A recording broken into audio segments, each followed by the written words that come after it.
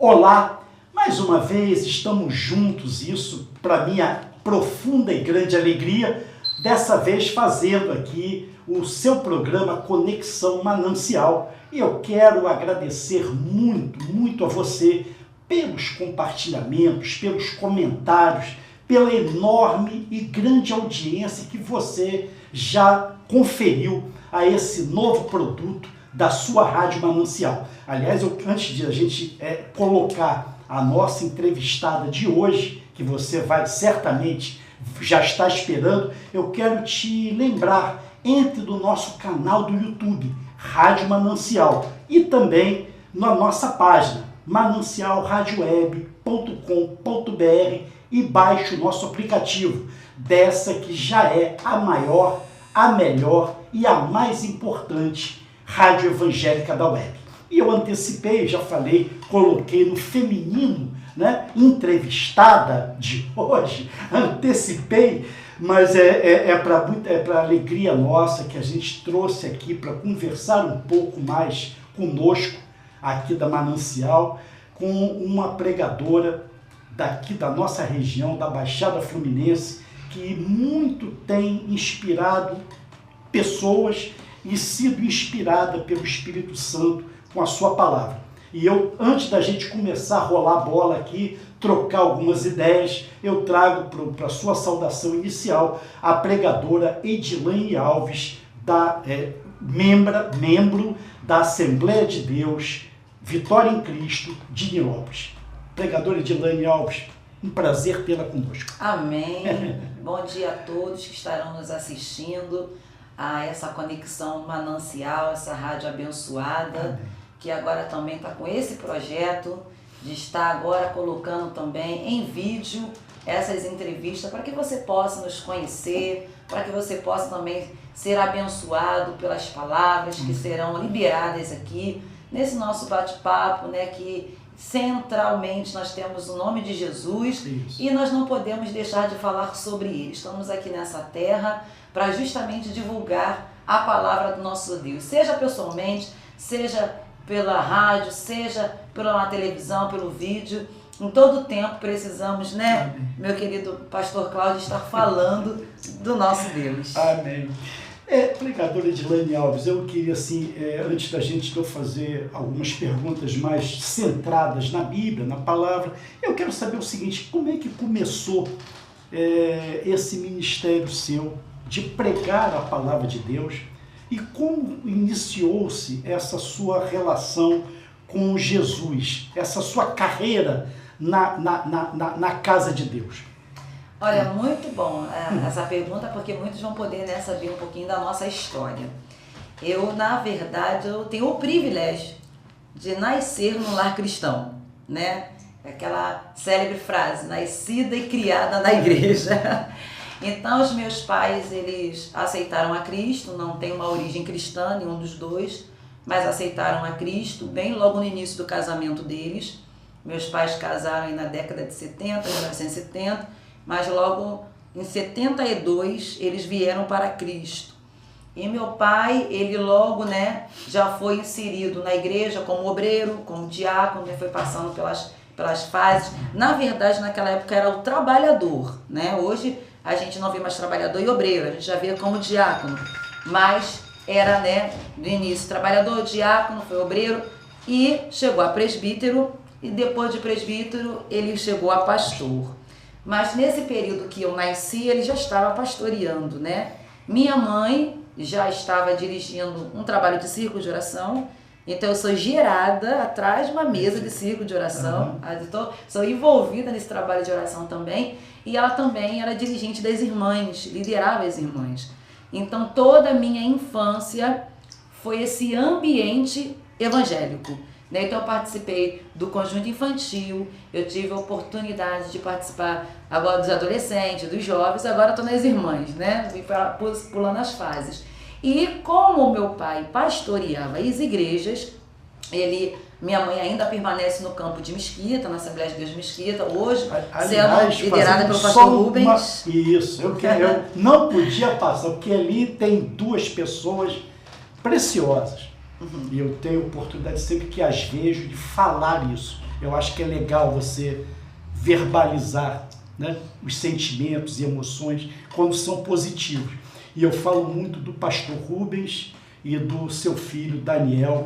São pessoas realmente que eu tenho maior respeito e admiração. Então, hoje está sendo pastoreado pelo pastor Rubens, também são amigos nossos, porque o pai dele, né, que presidiu a igreja, pastor, né, Manuel, ele, no caso, deixou esse legado para o filho depois de um tempo. Antes veio o pastor José Firmino de Lacerda, e meu pai pegou essas 3 gerações, né? E finalizando com o pastor Rubens. Minha mãe se mantém ainda, pastor, no caso, membra, né, na membresia dessa igreja. E a igreja toda é que eu me formei. Lá eu trabalhei com o departamento infantil, lá eu comecei também a trabalhar com adolescentes e sempre envolvida na área de música. Aos 3 anos de idade, eu cantava já, botava aquela cadeirinha, não existiam os cultos infantis, que hoje, né, criaram os cultos infantis, desmembrou um pouco do culto, a gente entende, porque o culto é uma linguagem mais para o adulto, então a criança um pouco ficava perdida, e naquela época, né, a Assembleia de Deus era um pouquinho rigorosa, não podia beber água, não podia ir no banheiro, então as crianças acabavam dormindo no culto. Então eu vim dessa época, a criança não anda na igreja. E aí a gente se envolvia, eu me envolvia ali, liderando adolescentes, também com a juventude, mas palavra ainda, exercendo o ministério de palavra, pregação, não.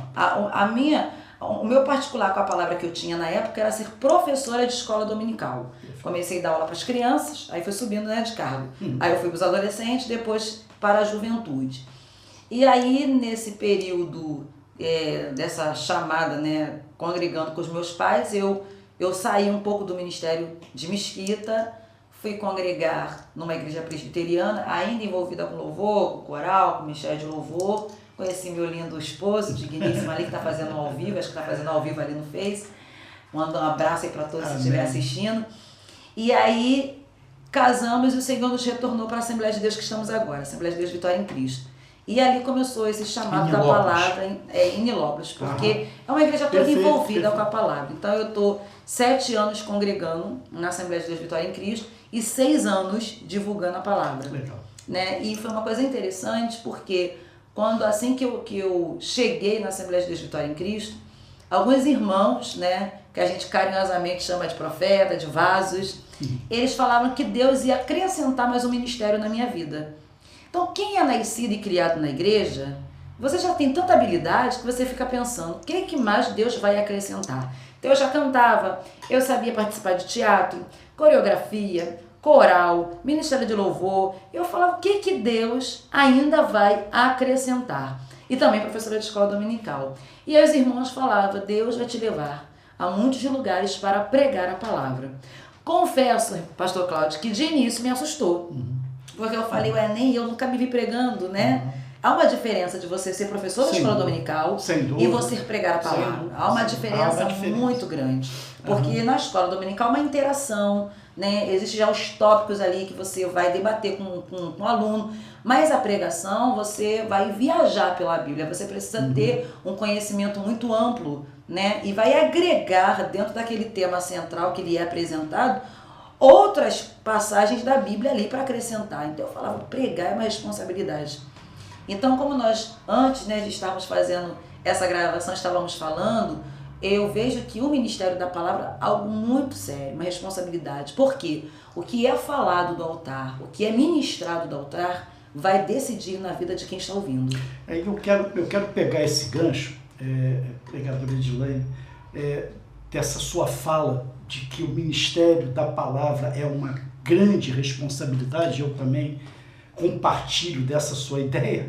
E para te perguntar o seguinte, que temas, que assuntos a senhora considera que são indispensáveis nas pregações que a senhora faz nos diversos locais onde Deus a leva? Olha, quando me liberam o tema, porque muitas igrejas, né, têm o hábito de colocar um tema ali, proposto ali pelo Senhor, alguma campanha, alguma festividade.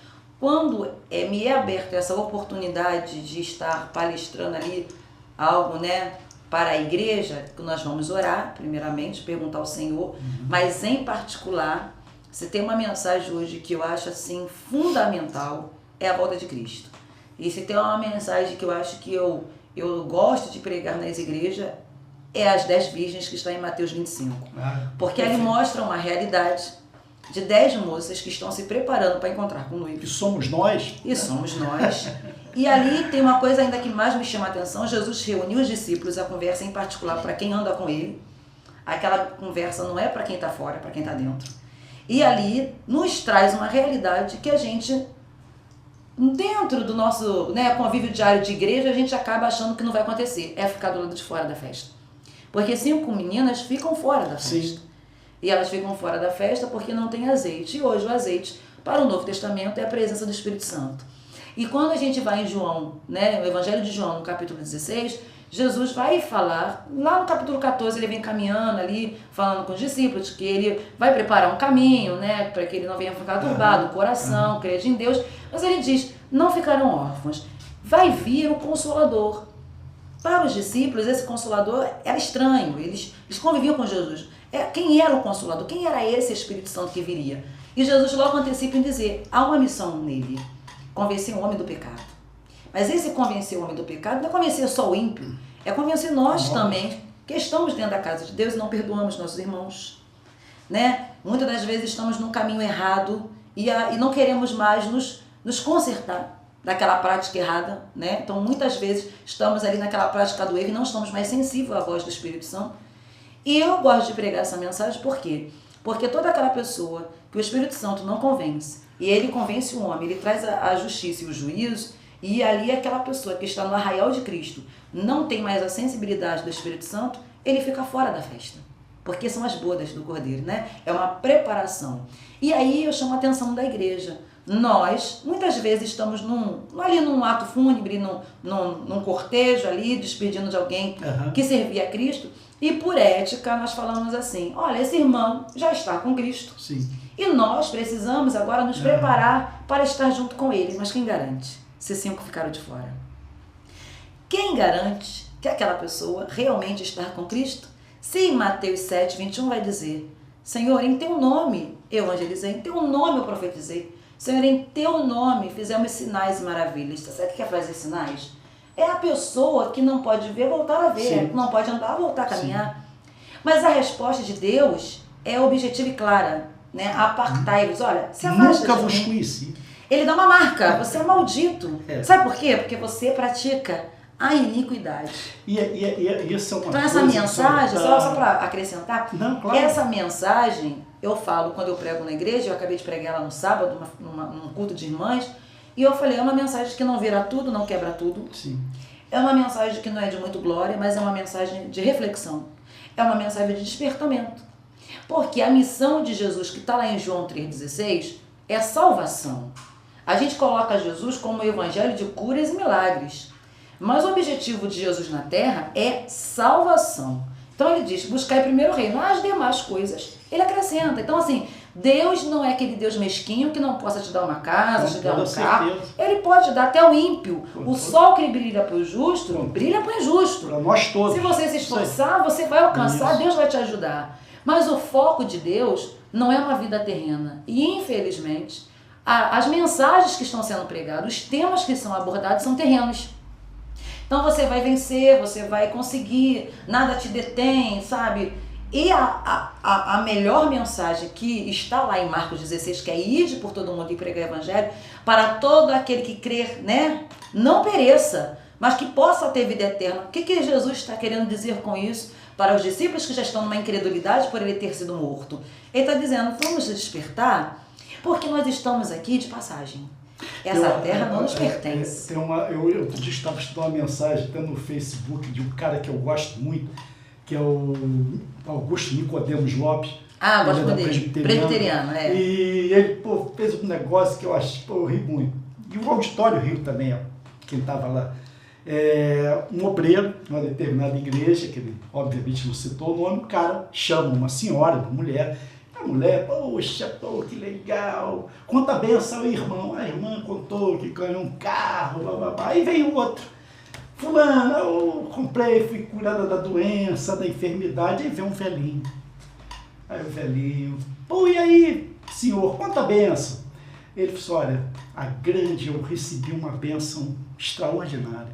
Eu fui perdoado de todos os meus pecados pelo sangue de Jesus. Coisa linda, né? Aí o obreiro, pô, legal, mas conta a bênção aí. Quer dizer, aquilo pro cara não era uma bênção. Desvalorizou a algo bênção precioso. era o material, como a senhora falou. E assim, essa questão que a senhora coloca da urgência da volta de Jesus, ela é fulcral no Evangelho. Nós temos, na verdade, nos furtado de pregar essa palavra, porque essa palavra confronta, essa palavra faz lembrar a nossa transitoriedade, e a gente tem vivido como se o mundo acabasse nesse tempo, como se tudo fosse buscado. E de fato está acabando, né? Não fosse Jesus buscado não voltou aqui. coletivamente, mas individualmente ele está voltando numa pressa, Pelo amor de Deus. numa Tá aceleração aí. muito rápida. Por quê? Como é que a gente percebe isso? Nessa mensagem que eu gosto de pregar, eu sempre falo isso, né? Eu tenho uma amiga que ela está na empresa, no ramo de funerária. E ela uma vez compartilhou comigo que ela já pela manhã, ela já registra, né? Ela já reserva uma vaga no cemitério, mesmo sem ter corpo na capela. E eu, curiosamente, eu perguntei, mas por que você faz isso? Ela está dizendo, porque não tem mais vaga. Então aqui, nós que estamos no município, né, aqui de Mesquita, tem um cemitério aqui em Mesquita, Sim. também tem um em Nilópolis, que é Olinda, mas a grande maioria do povo da Baixada Fluminense gostava de ser enterrado em Ricardo de Albuquerque. E hoje esse cemitério não tem vaga. E aí, eu conversando com ela, ela disse o seguinte, olha, existe um tempo para se exumar o corpo, quase de 3 anos, não pode, né, o cemitério não pode tirar aquele corpo que foi enterrado. O cemitério não cresceu na questão física, geográfica, ele continua no mesmo tamanho, mas devido ao tamanho da violência, ainda mais no estado que a gente vive, ser muito grande, o tamanho das enfermidades, você nunca se percebeu tantas pessoas morrendo com câncer, e eu falo que Deus quer botar só um motivo no óbito, muitas pessoas infartando, ou seja, né, do nada, estava caminhando, vi ontem, infartou, morreu. E o que está acontecendo? Não tem vaga. E aí uma vez, eu percebi essa fala dela quando eu estava no cemitério Jardim da Saudade, um cemitério particular, nem todo mundo pode estar ali, porque falar isso de um cemitério público é natural porque é público, mas quando eu fui ao enterro num cemitério particular, o corpo teve que ficar na capela de um pastor, justamente dessa igreja que eu falei da minha mãe, porque não tinha vaga na capela. As capelas estavam todas lotadas. O cemitério parecia que estava numa festa de tantas pessoas. E aí o corpo precisava descer às 2 da tarde, né? E o corpo só podia entrar meio-dia. Então, assim, de meio-dia às 2 foi aquela correria para fazer o culto fúnebre, para se despedir. E os irmãos da igreja tiveram que ir para uma outra capela da capela e ir para o Jardim da Saudade e ali em 2 horas enterrar o corpo porque não tinha vaga. Quando eu olhei e eu vi aquele campo verdinho do Jardim da Saudade, aquela Bíblia, aquela mão, eu falei, Senhor, o Senhor está voltando muito mais rápido do que muitos imaginam. E nós não estamos vendo o Evangelho como ele voltasse hoje. As pessoas estão voltando o Evangelho como a das 10 virgens. Por isso que elas dormem, por isso que elas cochilam e elas vacilam. Porque as pessoas estão colocando a volta de Jesus para daqui a 30 anos. Lá em Noé, quando está lá essa passagem que a senhora prega no Novo Testamento, lá no Antigo, quando Noé começou lá a preparar a arca, né? Então, tem um trecho que diz, as pessoas se davam em casamento, as pessoas estavam também absolutamente desapercebidas e despreocupadas. Está tudo certo, vou comprar meu campo, vou fazer meu negócio, vou crescer, vou enriquecer. Né? E Deus não é a prioridade. Deus nunca foi do ser humano, infelizmente. E eu quero assim, engatar uma pergunta que também tem me trazendo muita reflexão, porque eu percebo uma certa divisão de pensamento.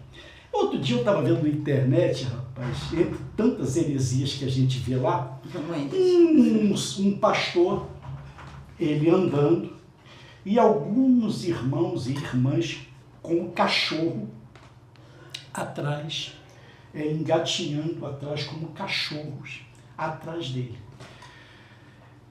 Para mim, isso é uma heresia que jamais a Bíblia prescreveu, jamais Jesus ensinou. E algumas pessoas dizem que se deve denunciar a heresia e algumas pessoas acham que o crente tem que calar a boca, ficar quietinho e deixar isso acontecer. E eu quero saber o seguinte, o que a senhora pensa acerca disso? É bom essa pergunta porque nós estamos aqui, né, para quem está chegando agora, estamos falando em relação a pregar o Evangelho com uma seriedade e nós entramos no contexto das 10 vistas que está no Evangelho de Mateus 25. Mais um capítulo anterior, Evangelho de Mateus 24, quando justamente Jesus reúne os discípulos no Monte das Oliveiras, ele vai falando da grande tribulação, ele vai falando da vinda do Filho do Homem. Tem um detalhe que ele vai dizer, de reino contra reino, nação contra nação, e haveria falsos profetas. Ele fala então, isso a Bíblia interessante que ele ainda está como um homem vivo, ele ainda não estava morto, né? E essa mensagem já tem quase 2000 anos, que foi ali naquele momento particular, com os seus seguidores, que são os seus discípulos, e ele já está orientando os discípulos, olha, haverão falsos mestres. A questão é a quem realmente você tem servido. Porque quem conhece a palavra do Senhor, e uma coisa que tem faltado nos dias de hoje, que é o discernimento espiritual, faz parte do fruto do Espírito, e as pessoas não querem mais o discernimento, as pessoas querem viver de modismo. Ah, tá dando ali a chave ungida, vou lá. E essa água aqui cura, vou lá. E essa vassoura, quando eu passar na minha casa, vai varrer todo o mal. Então, hoje a gente vai vendo misticismo entrando dentro da igreja. E além dessas coisas místicas que estão entrando na igreja, a gente vai ver pessoas sem estruturas psicológicas que acaba sendo envolvida por charlatões. Então a gente vai ver que a mente é algo que te domina, te lidera. Mas se você pegar alguém que tem um poder de persuasão e aquela pessoa que sabe influenciar, ela domina a sua mente. Ela acaba ela consegue fazer aquilo que você quer. Então por isso que você vai ver que determinadas instituições, não vale falar o nome de igreja, não, mas vamos colocar como instituições, ele chega e diz assim, troca da fé. Para você alcançar determinada vitória para Deus, dê tudo que você ganhou nesse mês de salário. Só que a Bíblia vai dizer ali o que você precisa dar para Deus. A oferta é voluntária, cada um contribui aquilo que foi colocado segundo o propósito do seu coração. Então Deus não manda ninguém dar 30 dias de trabalho. E quando você dá o dízimo, as igrejas que trabalham com dízimo, porque alguns querem abolir, falando que não está no Novo Testamento, mas está, né? Ele está dizendo 10%, é o mínimo do que você ganha. Você tem R$1.000, você vai tirar ali R$100. A grande maioria da proporção do que você trabalhou está na tua mão. Se você não sabe administrar, o problema não é de Deus, o problema já é humano. Mas aí o que acontece? Você vai vendo que tem pessoas que estão num desespero tão grande, como estamos falando, o foco não é mais salvação, é coisa terrena, que o cara trabalha 30 dias e dá o salário todo. Quando vem a frustração de não ter alcançado a tal promessa, infelizmente, ao invés de despovo ao inferno, a gente joga essas pessoas no inferno. Porque nunca vai ser a liderança o culpado é Deus. Então o que acontece? A gente vai ver mistério do riso, pessoas rolando no chão, pessoas caminhando igual gato. Tem uma imagem que percorreu pela internet, que era de um pastor da África, que ficava 2 homens de 4 e ele subia em cima porque ele não podia pisar no chão. Eu tinha você de ver. Ele não podia pisar no chão porque ele era sagrado, ele era santo. Então assim, a gente vai vendo as pessoas tomando uma divindade que Jesus estava na terra, nunca teve. Pelo contrário. Jesus entrou em Samaria, uma cidade que era inimiga de judeus por causa de uma alma. Jesus vai entrar na cidade de Gadara, que era criadores de porcos, que judeu não entrava por causa de uma alma. Jesus nunca quis ibope. Jesus ia atrás de alma. Só que, infelizmente, as pessoas esquecem que nós temos uma missão e elas acham que elas estão aqui a passeio. Então, já que a gente está a passeio, o que você faz no passeio? Você vai no centro do Rio, se você está a passeio, você quer comprar as coisas para adquirir como lembrança. Então, a mentalidade hoje cristã é: eu estou na terra a passeio e eu preciso obter várias coisas dessa terra, como se você fosse levar isso de lembrança para o céu. Mas isso aí, pastora, eu acredito que quando falta Bíblia, sobram heresias. Sobra heresia. Por que que o povo de Deus hoje praticamente não se aplica, não estuda, não lê, não medita e nem quer ouvir a palavra de Deus? E se diz povo de Deus. Porque a facilidade de sentar na igreja e só receber aquilo que você quer ouvir. Então, estudar a Bíblia vai te confrontar em determinados momentos. Você vai ser exortado por ela.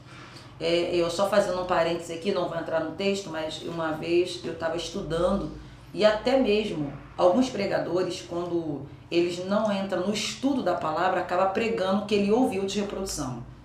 E o meu pastor presidente, que é o pastor Silas Malafaia, ele sempre fala, o texto sem contexto vira pretexto. Então você precisa estudar o contexto. E o contexto não é só nem aquele capítulo. Engloba o capítulo anterior, o capítulo depois. Dá trabalho. Dá trabalho. Quando a gente vai para Jeremias 18, o título está lá como vaso na mão do oleiro, né? O título. Mas por que que esse título é? Porque o oleiro trabalha fazendo vasos. Mas quando Deus chama Jeremias para ir à casa do oleiro, a questão é, Jeremias, você vai ver o que é uma olaria. Vamos reportar isso como se fosse a casa de Deus. O oleiro está dentro da olaria e ele está trabalhando. A visão que Jeremias vê é o oleiro trabalhando na massa e a massa desfaz. A visão acaba ali. Em nenhum momento mostra o oleiro fazendo o vaso, ele tomando formato, ele ficando enrijecido e sendo vendido. Ali, o que Deus está dizendo assim, ó, a massa se perde. E ali ele está querendo dizer para Jeremias, ó, o oleiro continua no mesmo lugar, trabalhando, que era ele, mas quem se perde é o povo. O povo está em rebeldia.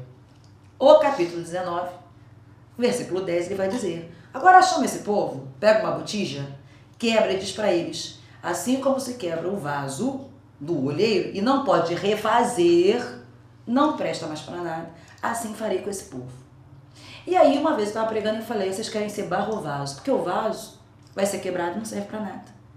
Barro não é material reciclado, como a gente vê o papel, como a gente vê o metal, como vê o plástico. Para o barro, quebrou, não serve para nada. Bom é ser barro porque ele continua te moldando.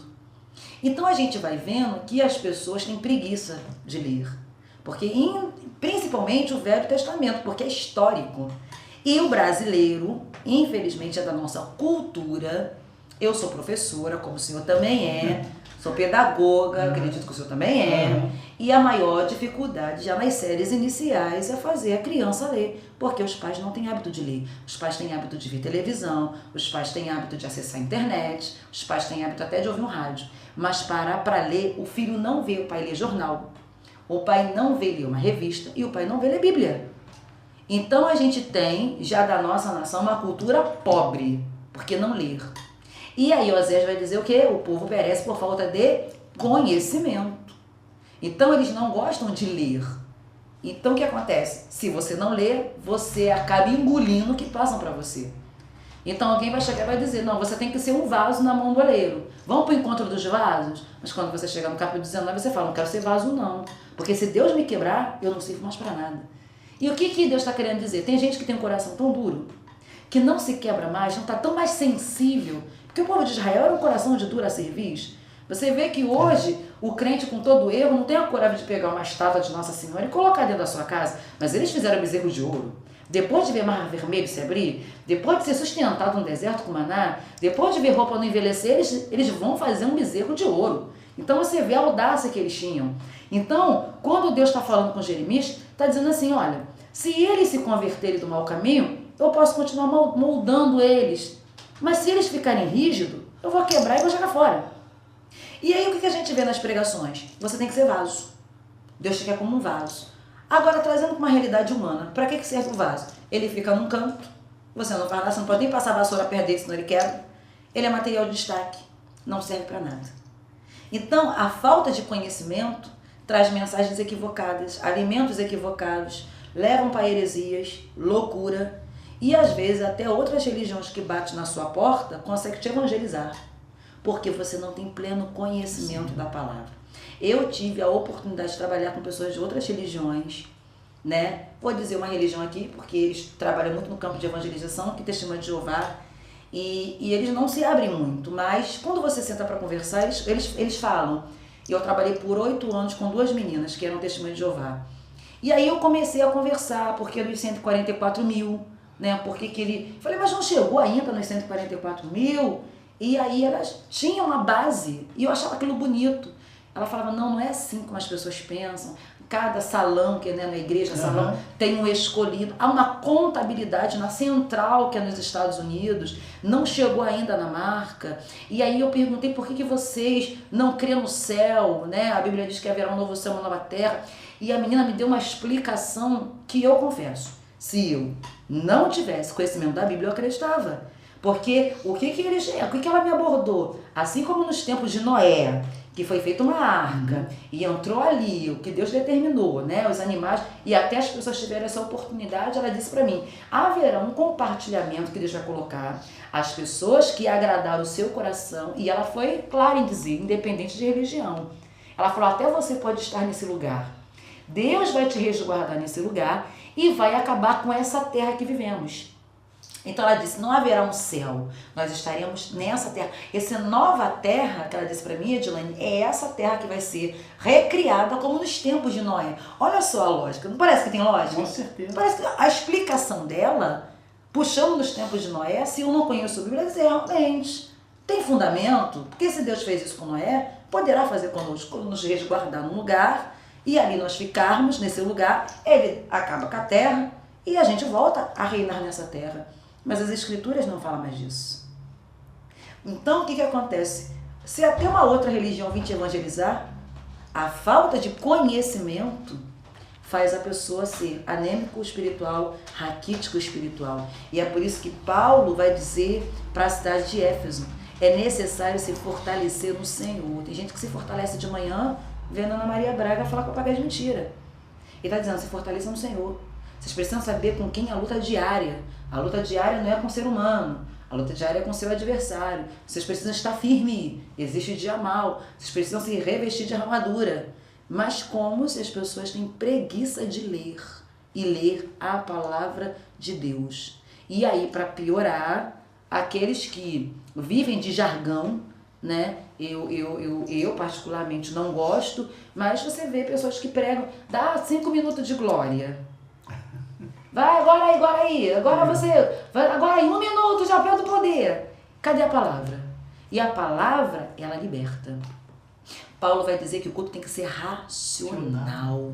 É com entendimento. É por isso que eu gosto de mensagens que te traz a realidade daquilo que você está te esperando. Quando eu falo de Mateus 25, está lá escrito sermão profético. O que é profético vai acontecer. Então traz a sua realidade e você entra no culto racional. Agora, quando você está muito no glória, e o pessoal cai, e você não sabe para onde que a pessoa foi. É só pele. É emocional. E o pastor Silas Malafaia fala o seguinte, ele sempre quando ele prega, muitas vezes ele fala isso.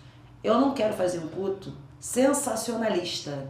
Você vai cair, você vai pular. Não que isso é errado. É bom porque é a presença do Espírito Santo.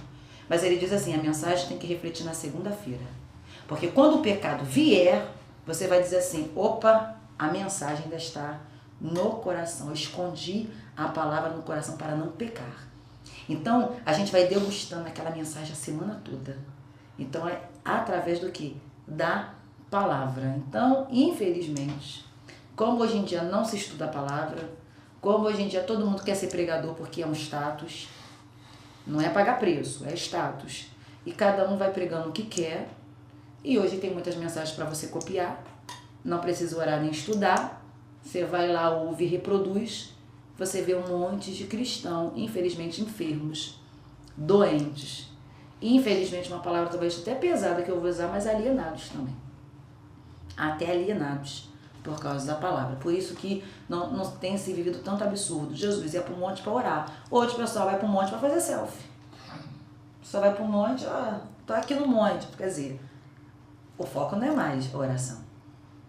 Então, quando você vê Jesus se retirar para orar, por um monte, ele ia para orar. E sozinho. Nem os discípulos iam junto. Ia orar. O foco era esse. E porque ele ia enfrentar algumas batalhas espirituais. Hoje o pessoal vai para o monte, leva a barraca, leva a cabana, leva a lanterna. E virou até grife, porque aí o cara ele para os colegas, Ele é o espiritual. E a igreja não tem valor, porque Deus só fala no Eu vou monte. pro monte. É um monte que Como é o se lugar. lá só no monte você recebesse. Só no monte. Só no monte. E a consagração da sua igreja não tem valor. Não tem valor. Não tem valor, Bom, ficaríamos aqui muito tempo. Não faltará oportunidade de expandirmos essa conversa, mas eu queria, por uma questão mesmo nossa de tempo, eu queria que a senhora, pregadora Edilane Alves, deixasse uma mensagem final e mais, deixasse como a pessoa que está nos vendo agora e vai nos ver, nos impulsionamentos que faremos, como ela pode ter acesso à senhora, chamá-la para pregar, de repente, numa igreja, enfim, me dê aí os seus contatos, por favor. Eu vou deixar a primeira mensagem, né? Por favor. A mensagem que eu quero deixar para você, ouvinte, é que tudo que nós estamos falando aqui, eu quero que você fixe isso no seu coração. Jesus está voltando. Amém. Né? E se você serve ao Senhor, pratique o que está na palavra. Vá por esse mundo, a começar pela região que você vive. Prega o Evangelho. Saiba que Deus vai estar cuidando da sua casa, da sua vida. A Bíblia vai dizer também, em Evangelho de Mateus 6, que se nós buscarmos primeiro o reino de Deus e a sua justiça, as demais coisas Ele vai acrescentar. Mas o que eu quero que você comece a pensar é como está a sua vida, como está a sua alma. Se Jesus voltar hoje para ter um encontro com você, para onde você vai? Vida eterna ou condenação eterna? Lembra do que nós estamos falando aqui. 5 meninas ficaram fora. E ele vai finalizar quase o capítulo 25, lá no versículo 12, 13, dizendo: eu não vos conheço. E a gente entra numa realidade de estarmos um ano inteiro, são 365 dias, dentro de uma igreja, de uma instituição, servindo ao Senhor, e ele diz assim: não te conheço. É estranho, né? Ele está dizendo: você é estranho para mim, eu não posso te receber porque eu não te conheço. E no final ele vai dizer: vigiai, porque você não sabe nem o dia nem a hora que o Filho do Homem há de vir. Eu quero dizer uma coisa para você. Eu não sei se você vai ter casa, se você vai ter carro. Eu não sei qual é o projeto de Deus quando Ele te criou. Eu não sei. Porque para Jeremias ele disse: antes que te formasse, antes de você ser óvulo na barriga da sua mãe, eu te chamei. Eu não sei qual é a finalidade que Deus tem com você nessa terra. Se é conquistar riquezas ou se não é isso. Mas uma coisa eu sei: a morte vem para todos. E quando ela vier, que a sua alma esteja nas mãos do Senhor. E você que está ouvindo, gosta dessa rádio e não serve a Cristo, procura uma igreja, rapidamente. Porque assim como nós estamos falando, que ele está voltando individualmente, essa próxima senha pode ser a sua. Cada um tem uma senha na mão, né? E cada vez essa senha está se aproximando. E eu não sei se a próxima é a sua. Então, que se Jesus vier ao teu encontro, que você possa reinar com Ele, morar com Ele, né? Ter a sua alma guardada nas mãos do Senhor. Parece que o céu, né, é um lugar assim desconhecido, mas não é não. O céu tem coisa boa, o céu tem rua de ouro, o céu tem mar de cristal, mas o céu não tem sofrimento. Você tem medo de sair na rua por causa da criminalidade? No céu não tem isso. No céu não vai ter tristeza. Alguém te feriu? Lá não tem mais tristeza. No céu tem alegria. Se você não tem paz, não tem alegria aqui, com Jesus você vai ter essa alegria. Então a melhor coisa é já você começar a treinar a ir para esse céu. Porque aqui nessa terra que nós estamos é muita decepção, mas lá no céu é muito júbilo de alegria. E se você quiser nos levar na sua igreja, nos convidar para falar esta mensagem, dentre outras mensagens que o Senhor fala conosco, porque o Novo Testamento completa o Velho completa o Novo, e toda a Bíblia fala que é melhor estar com Deus, e eu vou falar de Deus na sua igreja. Você pode entrar em contato pelo telefone, né? Anota aí o nosso telefone, a começar pelo celular 992680513, 992680513 ou 994150526. Ou então entra lá no Facebook, nossa página lá está como Edilane Alves, também temos no YouTube Pregadora Edilane Alves, tem outras mensagens para alimentar a sua alma e lá também o seu coração. Amém. E para você, muito obrigado. Comente essa mensagem que você ouviu aqui. Será muito bom ler o seu comentário e principalmente compartilhe essa mensagem com seus amigos, familiares, seus irmãos de igreja. E muito obrigado e até a próxima edição de mais um Conexão Manancial. Eu vou emendar também para agradecer, né? Amém. Você que também está nos ouvindo aí, né? Que você continue acompanhando Amém. Conexão Manancial, Amém. também ouvindo a rádio pela web também. Amém. Continue sendo alimentado. Quero agradecer, pastor Cláudio, essa oportunidade, mais uma vez, de estar aqui, né, para falar de Jesus. Amém. É muito bom. Falar de Jesus não é só no púlpito, falar em Jesus é aonde Deus nos dá a oportunidade. E é um fato interessante que eu fui convidada a estar numa comunidade para pregar e eu ouvi muitas pessoas dizendo assim, você tem coragem de ir lá? E eu falei, onde tem alma, nós vamos, né? Não tinha púlpito, era um lugar onde o tráfico de drogas, né, o Comando Vermelho domina ainda, mas o prazer de nós estarmos lá e evangelizar, ver 2 almas, né, sendo resgatadas do tráfico é muito bom. Então eu quero dizer isso para você, servir a Deus é muito bom e a sua alma tem um valor muito grande para Deus. Como eu disse, eu sou nascida e criada na igreja, por que eu nunca saí? Porque melhor é estar do lado de Deus. Amém. Amém.